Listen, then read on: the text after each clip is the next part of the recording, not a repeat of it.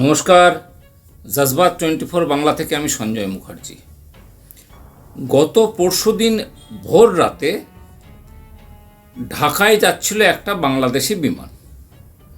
তো ঘন কুয়াশার জন্যে সেই বিমানের যারা চালক ছিলেন তারা ভারতবর্ষের বলবো না, ভারতবর্ষ ঠিক বলবো, পশ্চিমবঙ্গের যে দমদম এয়ারপোর্ট আছে, নেতাজি সুভাষচন্দ্র বোস এয়ারপোর্ট যেটা আছে, সেখানে জরুরি অবতরণ করতে বাধ্য হয়। এখন এই মুহূর্তে, যে মুহূর্তে আমরা এই প্রতিবেদনটা করছি, এখন ভারত বাংলাদেশের যা পরিস্থিতি, সম্পর্কের যা পরিস্থিতি, তাতে এই বিষয়টা যদি বাংলাদেশে হতো এবং মোহাম্মদ ইউনূস সরকার কি সেই প্লেনটাকে বাংলাদেশে অবতরণ করতে দিত? যদি দিত, তাহলে সেখানকার হিন্দুদের প্রতি তারা কি করত? শুনে হঠাৎ করে আপনারা ভাবছেন তো যে এটা আবার কেমন হলো, একটা এতগুলো 220 জন যাত্রী ছিল, তাদের প্রাণে মারা যেতে পারত। দেখুন, ওই অতিথি দেবো ভব, ভারতের যে অতিথি সেবা করার যে মূল মন্ত্র, সেটা কিন্তু এখন বাংলাদেশের ক্ষেত্রে ভুলে যেতে হবে। ভারতবর্ষের এখন একটাই নীতি হওয়া উচিত, ব্রাহ্মণের সঙ্গে ব্রাহ্মণ ধর্ম, ক্ষত্রিয়ের সঙ্গে ক্ষত্রিয় ধর্ম পালন করা উচিত। এটা ভারতবর্ষ করে না বলেই ওই বাংলাদেশের মতো একটা ছোট্ট আমাদের পশ্চিমবঙ্গের মতো একটা রাজ্যের মতো দেশ, তারা এখন এটা ভারতবর্ষকে দুর্বল মনে করে। আমরা অতিথি দেবো ভব মানি, এবং আমরা সেটা তাদের সঙ্গেই পালন করব যারা আমাদেরকে অতিথিকে দেবতার রূপে দেখবে। Tit for tat. এবং ভারতবর্ষ এবং এত অসভ্য সেখানকার যারা যাত্রী ছিলেন, বাংলাদেশি যাত্রী, তারা নেবে এখানে কমপ্লেন করছে যে এখানে নেবেছি, নামার পর আমাদের জল পর্যন্ত দেওয়া হয়নি। আপনাদের জল দেবো কেন বলুন তো?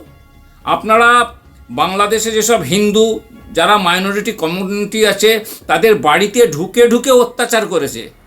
আমাদের কানে এখনো বাজে, জানেন তো, একজন মহিলার চিৎকার বাজে যে আমরা আমাদের বাঁচতে দাও, আপনারা এসে বাঁচান আমাদের। কত মহিলাকে আপনারা ওখানে ধর্ষণ করেছেন, কত হিন্দুদের বাড়ি ঘরদোর পুড়িয়েছেন। আপনাদের কেন জলটা দেওয়া হবে কেন? যদি ভারত সরকার দিয়ে থাকে, আমি বলছি খুব অন্যায় করা হয়েছে, এবং এটা আমাদের একটা আবেদন, মানে আমাদের আবেদন থাকলো, তারা বিমানটা যদি এয়ারপোর্টে নামিয়ে যা যা খরচ খরচা হয়েছে, এমনকি 1 কাপ চায়ের পয়সা পর্যন্ত তাদের থেকে উসুল করে তারপর তাদের যেন ছাড়া হয়। এবং আরও অদ্ভুত বিষয়, এই যে বাংলাদেশের যাত্রীরা যারা কালকের এই এয়ারপোর্টে এসে থেমেছিলেন, যারা নেমেছিলেন বিমানবন্দরে, মোহাম্মদ ইউনূস তার কোনো ভ্রুক্ষেপ নেই, তিনি তাদের ফেরত নিয়ে যাবার কোনো ব্যবস্থা পর্যন্ত করেননি। দুপুরবেলা যদিও ভারতের যারা বিমান সেবা যারা দেখেন, তাদের খাবার দাবার সব কিছু দেওয়া হয়, কিন্তু আমাদের প্রশ্ন হচ্ছে কেন দেওয়া হবে? আপনারা ওখানকার লোকেদের, হিন্দুদের সাথে যা ব্যবহার করছেন, মুসলিম ছাড়া সবাই কাফের, তাই যদি হয়ে থাকে কেন আপনাদের দেওয়া হবে? কিসের হিউম্যানিটি গ্রাউন্ড?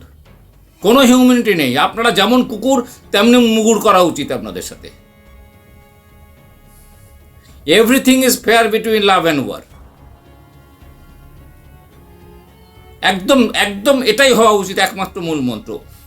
একটা অসভ্য দেশ, একটা অসভ্য জাতি, বলতে বাধ্য হচ্ছি আপনাদের, একটা অসভ্য দেশ, একটা অসভ্য জাতি, একটা অসভ্য জাতি, সারা পৃথিবী দেখছে একটা অসভ্য জাতি।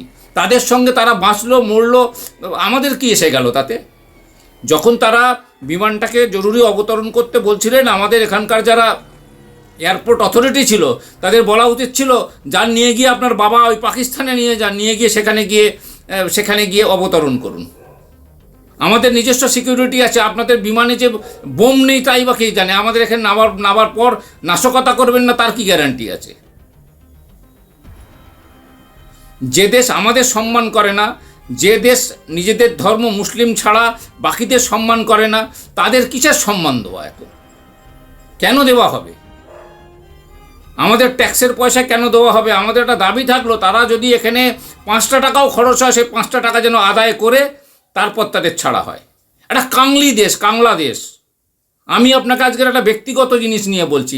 আমি বাংলাদেশের একটা সিনেমায় অভিনয় করেছিলাম, কবি সিনেমাটার নাম, যার ডিরেক্টর ছিল হাসিবুর রেজা কল্লোল।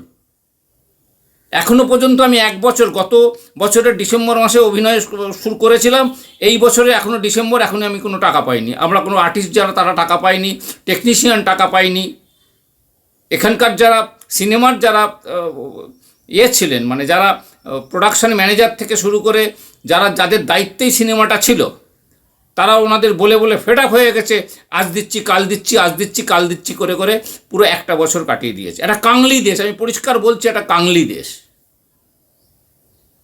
এদের কিসের হেল্প? আমি ও টাকাটা ছেড়ে দিয়েছি, ওটাকে নিয়ে নয় আমার হলো ভালো না হলো ভালো কিচ্ছু এসে যায় না, ওটা ওদের ছেড়ে দিলাম, বাদ দিন।